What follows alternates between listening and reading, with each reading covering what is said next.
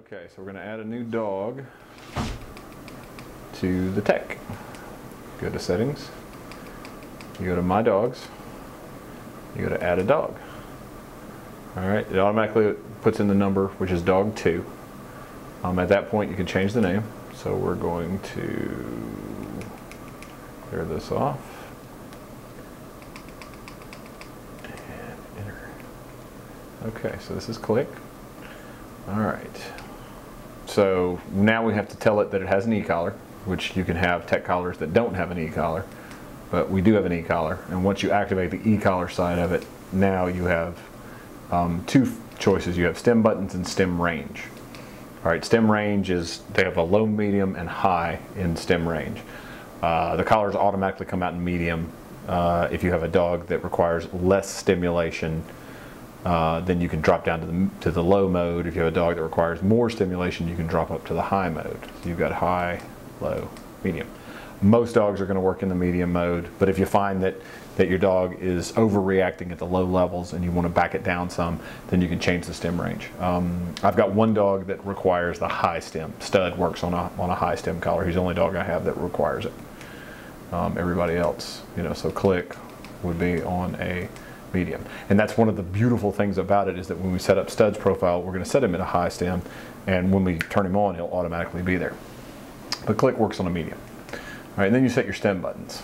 All right, your stem buttons, which are your 1, 2, and 3 side buttons here. Hang on a second. What is that? Button 1, button 2, and button 3. And so that matches up to button 1, button 2, button 3. All right, it comes out automatically as continuous, tone, and vibration. All right, I don't use tone or vibration. I do use continuous. When you're set in continuous, it's going to be it's continuous, and it's going to be whatever level you have the number set at. All right, but I do it a little differently. All right, I'm going to do rising stimulation for button 1. I'm going to do preset 2 for button 2, and I'm going to do preset 1 for button 1. All right, rising stimulation is going to start off at whatever level your unit's set at, and it will increase as long as you hold the button down. And then the preset 1s and 2s allow you to set a particular level. We do that right here. So my preset 1, which is my low distraction level, for Click, we'll put that as a 4. And then my preset, okay, we tell it, I'm sorry, 3, 4. We select that. And then my preset 2, which is a medium distraction level for me, on Click, that's going to be about a 17. Okay, so now I've got my P1, my P2 set, and I've got my rise set. Alright, everything in here is set up. So we've got him named, we have an e-collar with it, we've set our stem buttons, and we've got our range set. So when you go to the dog screen, there he is. So you've got rising, P2, P1. The reason I like to do the P1 as the bottom button is that, so this is my low, so my bottom. So low. What would happen? What would be something where? That's just a low distraction. He's just not paying attention to me. He's out sniffing the flowers. He's probably not even running. He's just, I've just got him out, and he's stopped and he's looking at butterflies or something. I just need to tap him on the shoulder. Well, that's what a 4 is going to do. And the P1s, these are continuous stems. So as long as you're holding the button down, it's you can nick him, or you can hold it down, and do a longer stem if you need to. All right, P2, which is going to be a medium distraction for me. Let's say he's running, but he's not running after anything, and I need to turn him, or I just need to get his attention. That may require a higher level. Now this is a 99, so just that that might look like a big jump to a lot of folks, but on a 99 level collar, it's really not. And then your rising stem starts off on whatever level your unit's set at, which you control that right here with the dial.